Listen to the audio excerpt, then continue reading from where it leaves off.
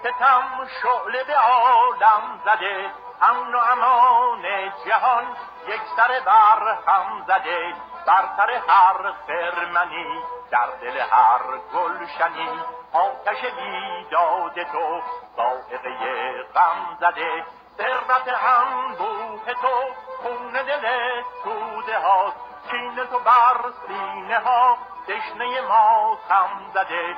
دزد جهان خاره‌ای، دیو ستم باره‌ای، عقرب جراره‌ای، روبه مکاره‌ای.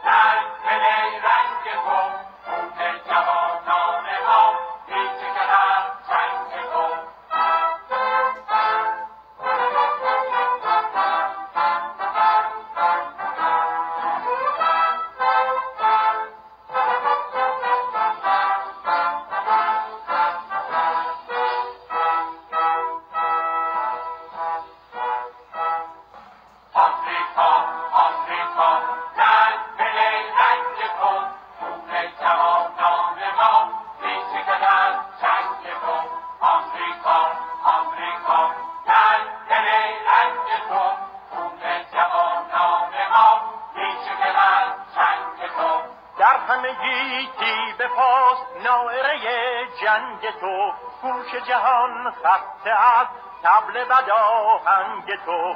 مظهر شیطان تویی، دشمن انسان تویی، ای همه اهریمنی سرخط فرهنگ تو. رسم تو اسیانگری، کار تو ویرانگری، تیره شده عالم از حیله و نیرنگ تو. دشمن هر ملتی، موجب هر ذلتی، سایه هر وحشتی، فتنه هر امتی.